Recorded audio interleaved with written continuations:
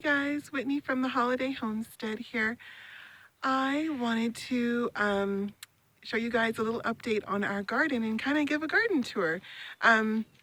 This is July 4th and it is Independence Day and I'm doing nothing but being here in my home. And so I figured this is a good time to show you guys how the garden looks in kind of early summer, late spring, I guess, around here.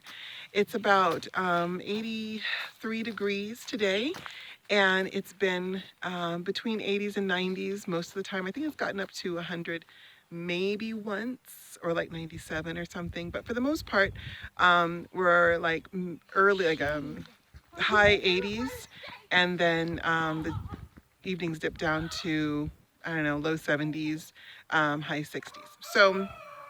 So we're what I would consider right at the end of spring into kind of early summer. And so let's have a look at the garden. A lot has happened. So I'm going to turn this and hopefully you guys can see me. It's super sunny out here and I probably look all sweaty, but oh well, that's the life. Anyway, let's have a look. Come on.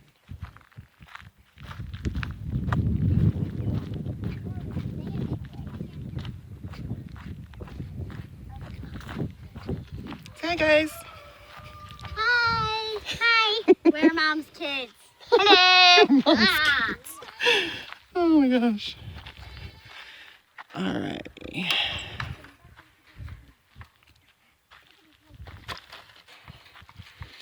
Okay, so here is the garden. It has come a long way from what we had, almost 4 weeks ago. So there's quite a bit going on. I guess we'll probably just go in a big circle here. I guess we can start here. So this, if you look in previous videos, this was just a barely cleared kind of forested area. Looks a lot like what's over there. Just lots of forest, tons of poison oak. So we had quite a bit of clearing to do, and we were able to get this in all in one season, basically. So right here, this is something new I'm growing. This is luffa, and like the loofah sponge for skin and whatever. Anyway, so it's just something fun. I got the seeds. Of course, I always get my seeds from Baker Creek Heirloom Seed Company, and it's growing. It's supposed to grow in like kind of subtropical climates, I guess, and it's growing here. It did say that they would take plenty of water, and so I was very careful to mulch really thickly as best I could here, and then I water just directly down here, and it soaks up real good, and yeah, it's growing. So I don't know. Hey, I'm excited to get some leaves on it. I am trellising it with just a piece of old fencing that we had laying around, and I seriously just kind of, I think it's supposed to train up by itself, but just to help it along, I've been kind of weaving it carefully, there we go, through this fencing. And these are just some logs my husband cut for me, and that's it. And it's pretty tall. It's about 7 feet tall, the trellises. So I'm hoping to get, a loofah. That'd be cool. Anyway, so that's kind of in the corner of the garden. I wasn't really sure what to do with that space, so I just put something there. And it's supposed to take a full year to grow from this to like an actual dried loofah to use in the house. So I'm just gonna let it be and leave it and see if we get something. So anyway, and there's my lovely wood chip pile. And then when we cut down a tree here, we decided to just leave the stump. I was going to make a bench out of it.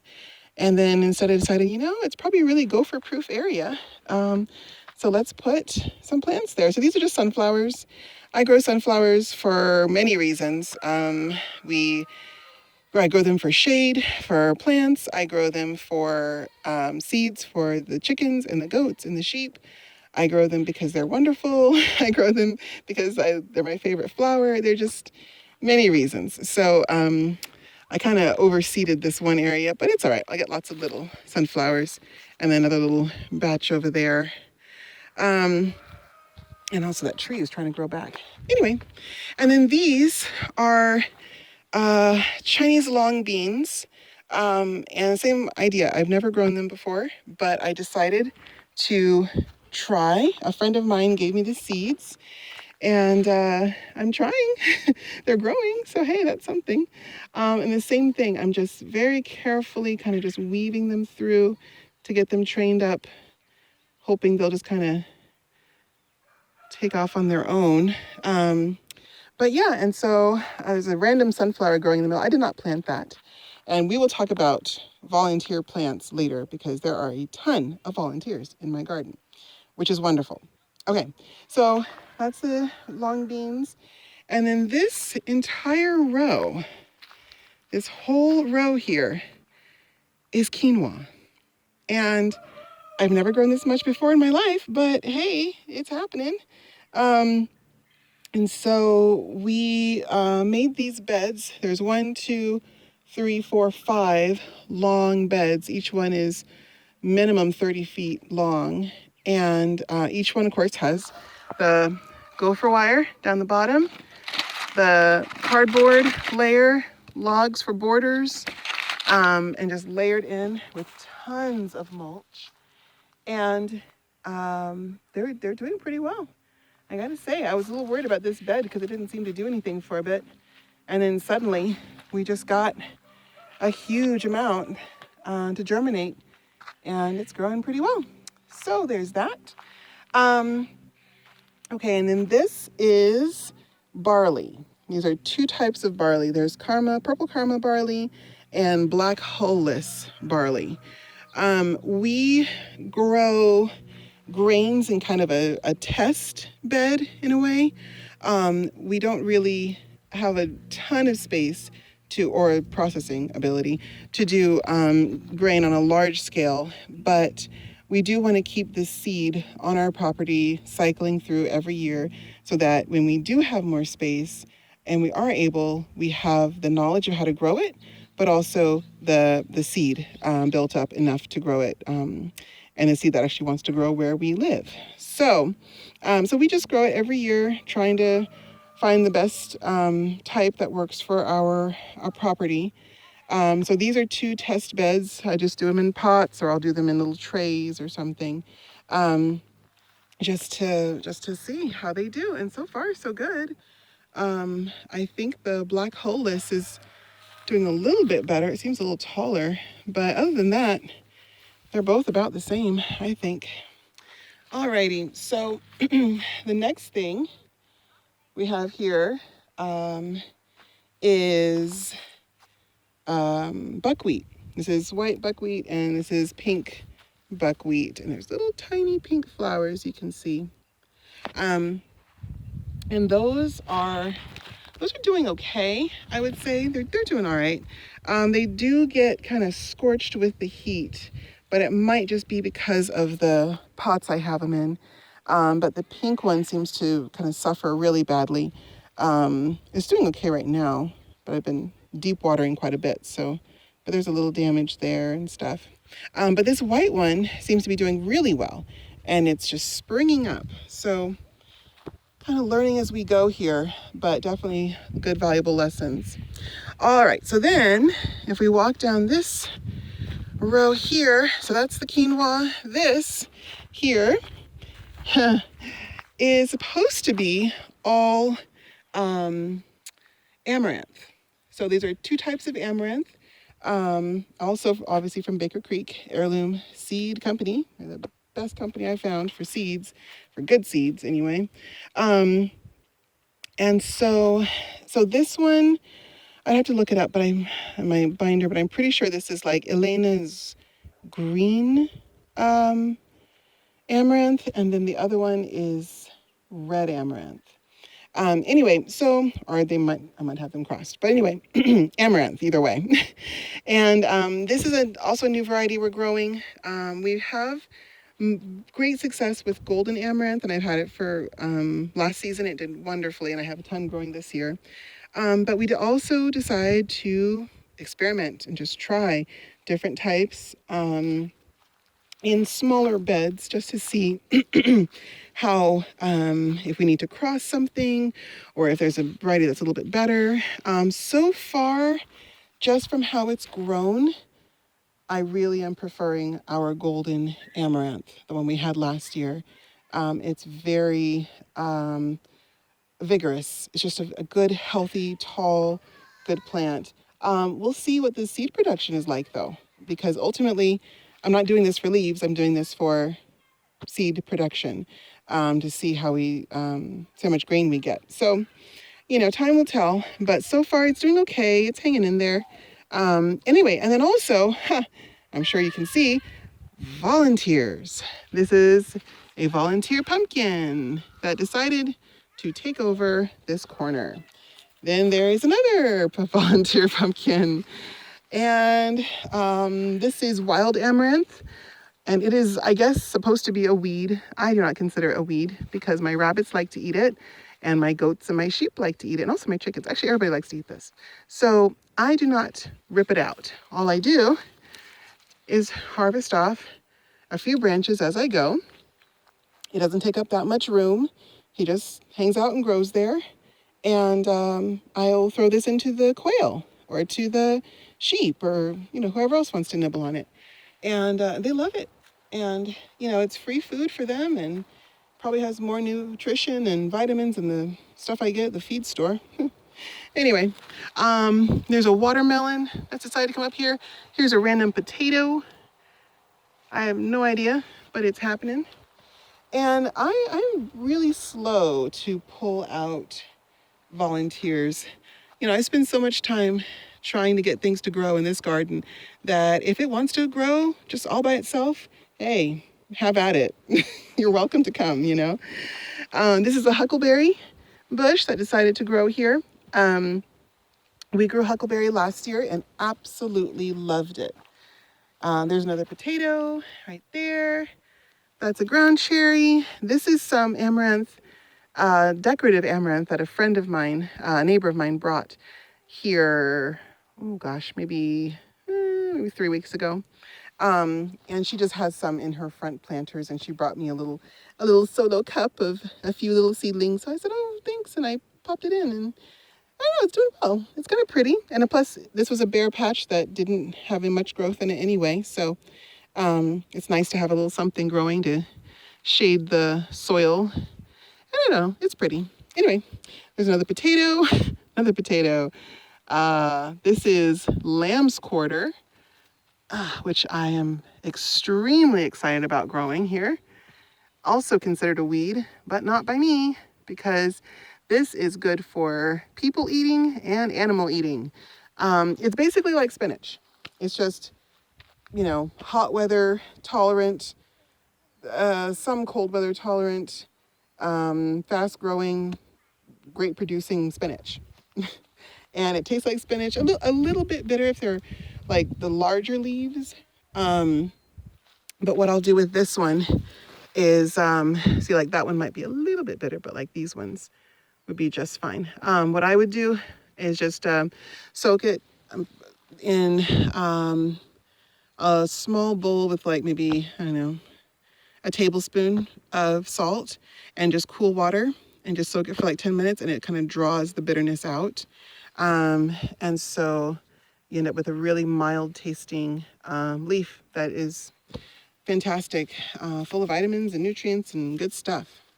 Anyway, so yeah, another thing that I certainly don't rip out and throw into the compost. Let's see here. So this is the other type of amaranth that we have growing. And again, it didn't really impress me when it was germinating. Took a while and it was kind of sparse. It does not seem very pest resistant. Gets holes quite a bit. But it's growing, so we'll just see how the seed production turns out. Anyway, and then here's, I think, pumpkin, more squash, some kind of squash. I'm not exactly sure. And more huckleberries, another watermelon, another squash of some kind, a big old sunflower, that one there. And yeah, lots of ground cherries, tons of ground cherries under here. And I let this kind of understory stay because it really helps to shade the soil and keep the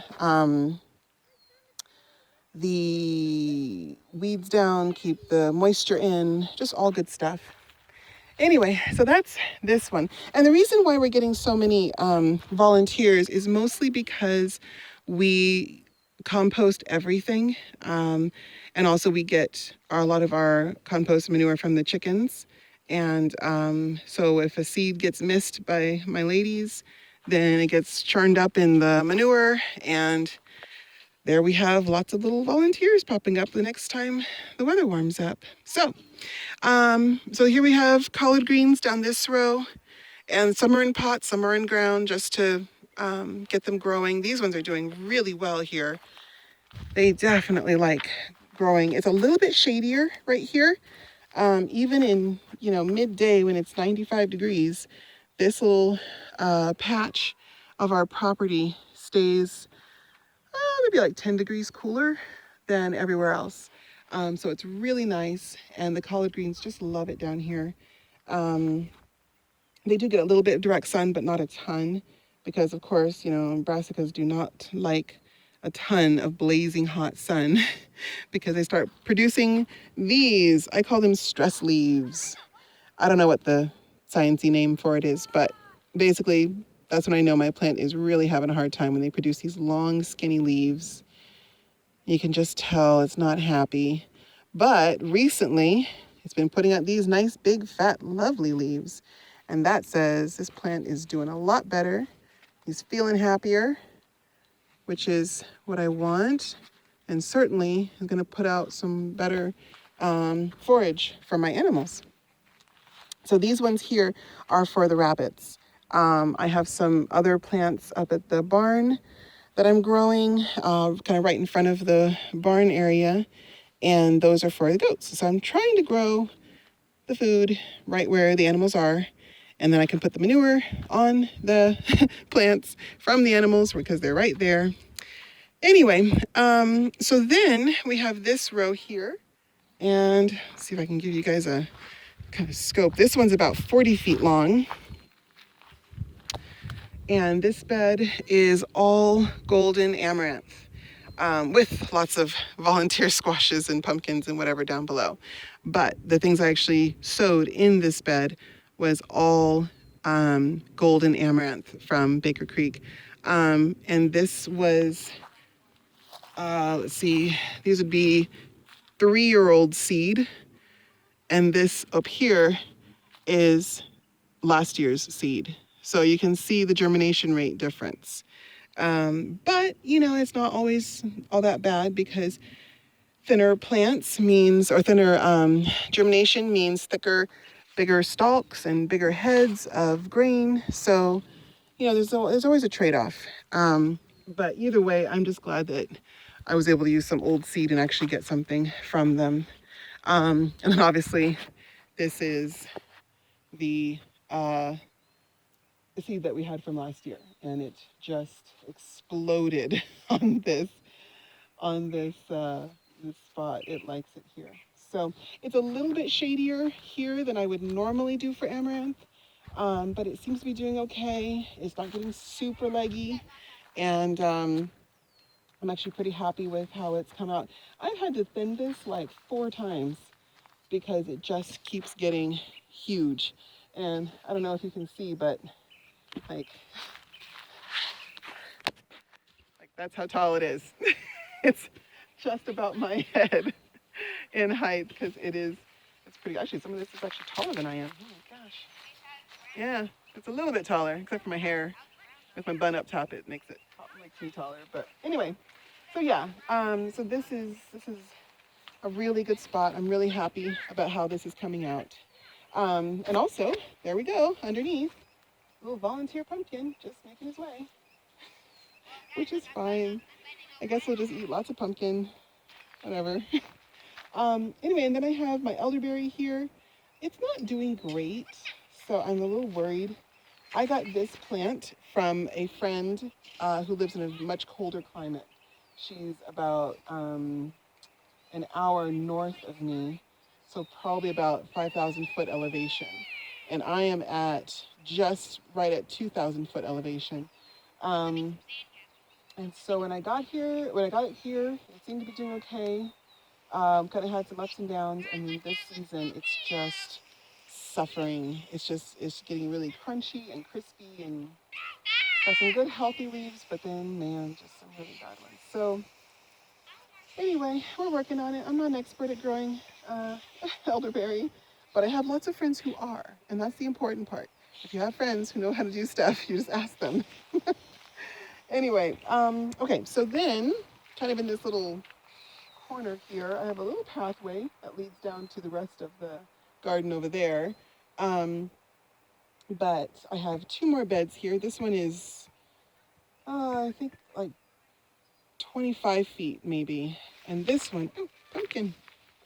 This one is not all volunteers, but quite a few.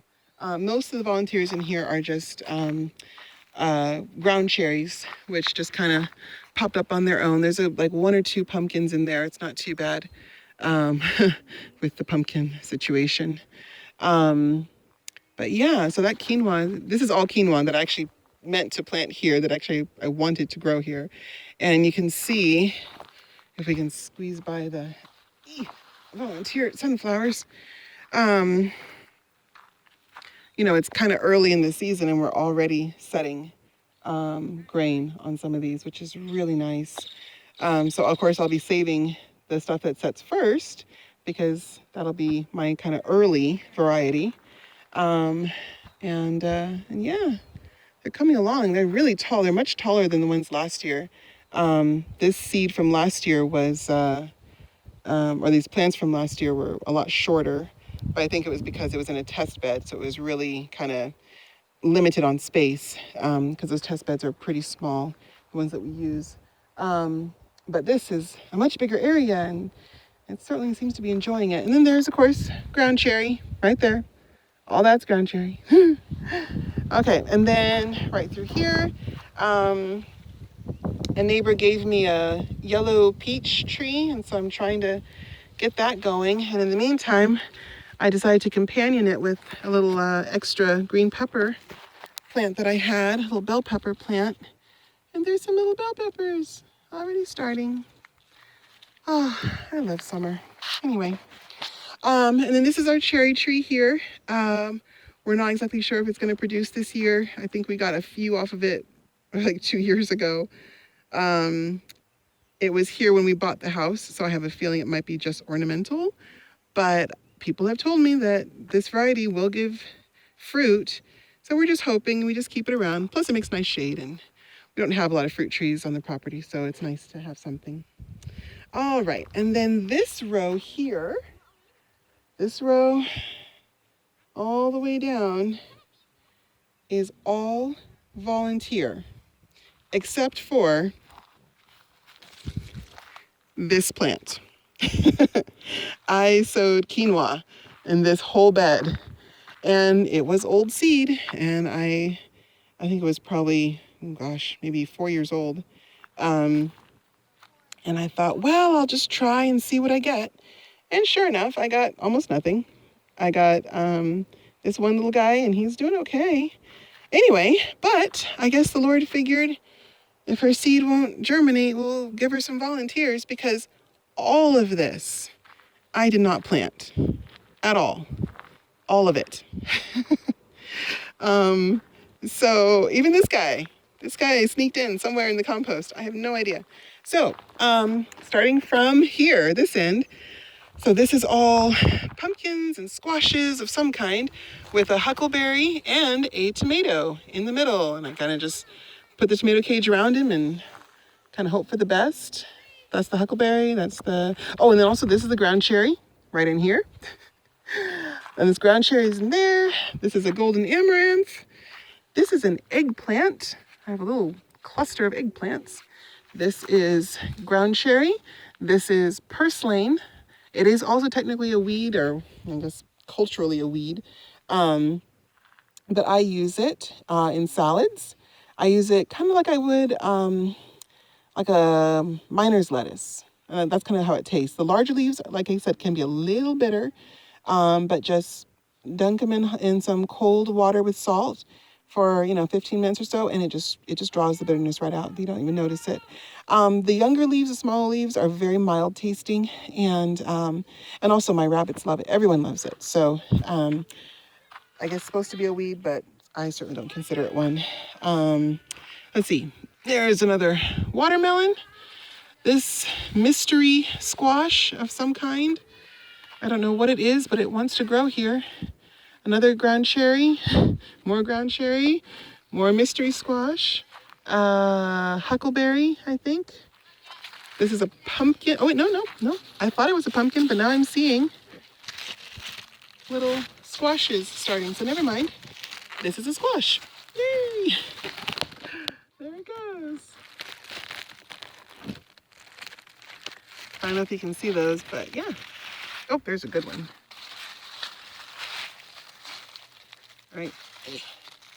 Right there, just starting.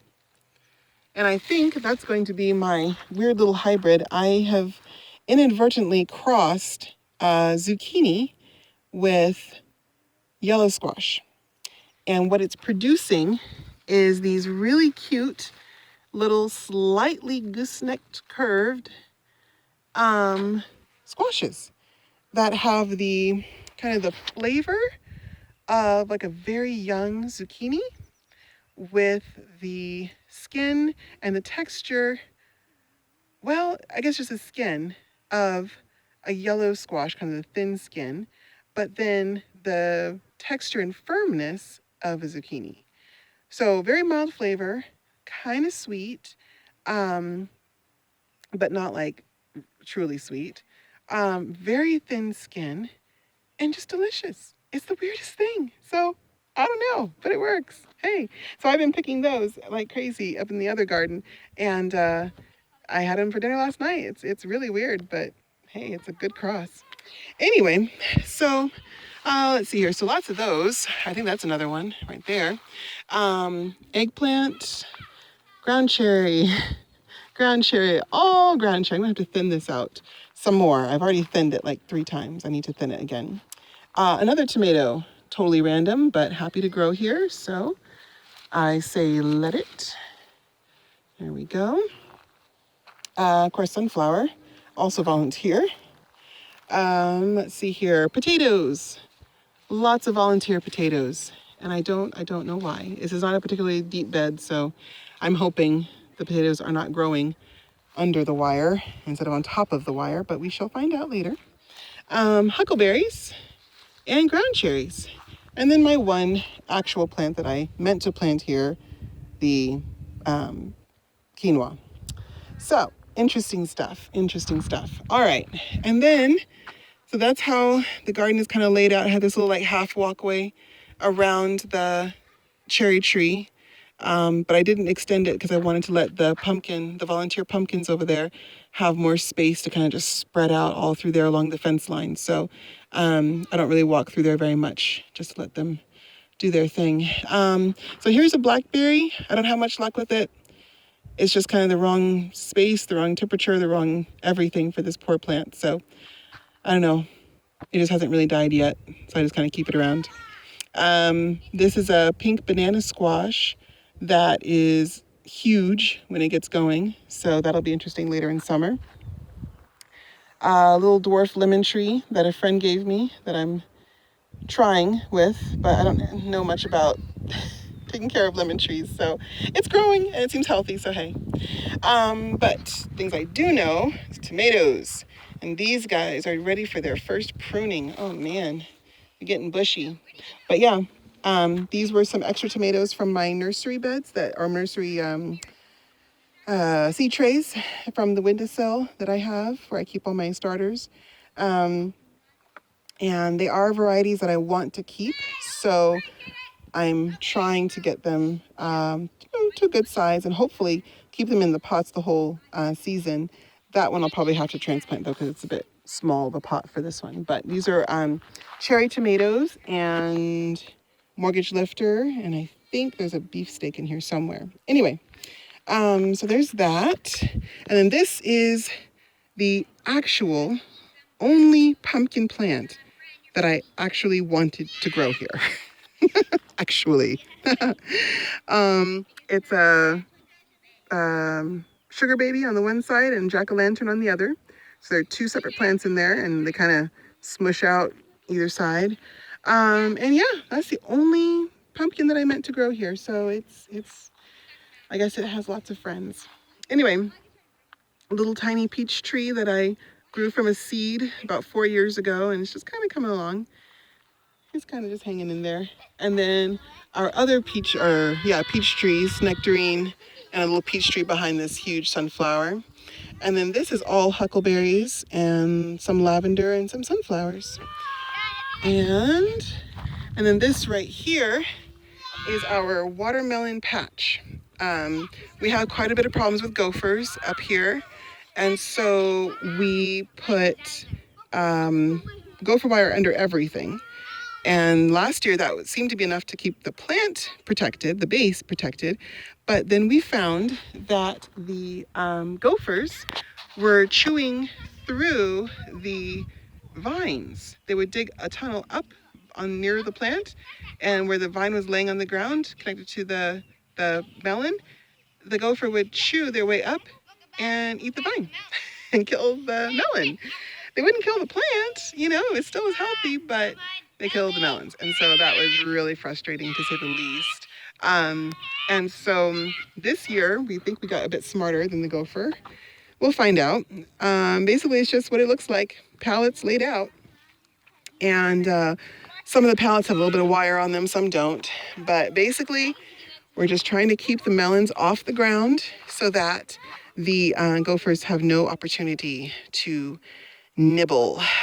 So we'll see how that goes. I'm hoping we get something, good out of it. But yeah, so it's just a mound with a section of wire in the middle, and that's where we have it. So the plant actually can get access to the ground, the actual ground, because there's no pallet under the mound. But then the wire kind of lifts up and over to the side of the pallet on either side, and the plant starts spreading out like it's doing there. Just starts spreading out right onto the pallet. And hopefully we'll have to keep an eye on it so it doesn't actually put its little vines between the slats of the pallets or anything. But other than that, we should be pretty self-running here. Hopefully it just works out the way I have planned. Alrighty. Let's see here. Oh, and then there's the middle section. So the whole garden has this big road cut path or whatever in the middle. It makes this big circle. And in the center of the circle, I have my manure, my mulch, just old straw that a friend of ours gave us that got wet and started getting moldy, so he just gave it to us. And then these guys. So this is sorghum, and I am growing it, trying to do a couple of things. Trying to supplement my chicken's feed with sorghum seed, and then also I want to make sorghum syrup if I can. I've heard it's pretty good. It's kind of an old-timey thing, but I think it sounds awesome. So it looks just like corn as far as I can tell. It looks like corn growing, but the seeds were definitely sorghum, so we'll just let it go. And there's a little volunteer huckleberry. Of course, always volunteer huckleberries, I tell you. And then this is something I rigged up for a plant. So I had this entire pot here was all huckleberries smashed in together, all volunteers. And so I decided to thin them out today. And so I dug up, probably 6 or 7 of them. and transplanted them to pots or to other places around the garden or in the other garden. And then I just took these two, and this one here was like right next to this guy. So I just scooped him and I just moved him over here, put a little space in between, lots of mulch, lots of manure, lots of goat manure, lots of rabbit manure, and then the mulch on top. And just a little bit of shade. That's why I had the shade cover on him, because they tend to droop a little bit. The sun is pretty hot when you transplant in the middle of the day. So they definitely appreciate a little bit of shade when they're trying to get going. And I left the hose just on very slow drip and let him go. And he's come back quite a bit. He was flopping over quite badly before. So now, probably this evening, he'll come back a lot, and then by the morning we should be back to normal. But normally when I transplant or move or do anything, I usually wait till 4 in the afternoon or something. But today I just had so much to do. I just couldn't wait to get these ones moved around. So anyway, you make do. And then this one is Thai long beans, but the same thing. A friend of mine gave me this. Oh, no, sorry, no, that's not Thai long beans. These are Thai long beans. Here we go. These are the Thai long beans. Same thing. My friend gave me the seeds, and I just put them in the ground, and they just are doing their thing. And I got a little trellis. Husband built me this nice sturdy trellis, sturdy-ish, trellis from some pine he was cutting down, and a little bit of fencing that we had left over. And so far so good, hanging in there. So this is cowpeas. That's the difference. So I've been trying to grow things that want to grow, basically. And I heard that cowpeas are phenomenal for soil improvement, for fodder, for just health and well-being, and certainly they just love to grow. So those are all things that I like to hear, and so I decided to try them. And so far, so good. They're doing great. They're just growing along, and I've heard they're drought tolerant, and that's great too, because certainly when the sun gets really hot out here, it definitely feels like a drought to these guys, I'm sure. Anyway, so I think that's about it. So guys, this is all, these are my kids. This is all just to show you that, progress happens. And sometimes volunteer plants can sometimes be the best things, because it's a plant that wants to grow. It's a plant that likes your soil. It's a plant that likes you, So sometimes it's better just to go with it. And I've definitely got some of my best seeds out of volunteers, especially for like tomatoes and squashes and things, because those are the really vigorous ones. So yeah, hopefully this inspires you guys. Hope you enjoyed the garden tour. And I guess I'll probably do some more in the other gardens too. Anyway, so yeah, happy gardening. Bye.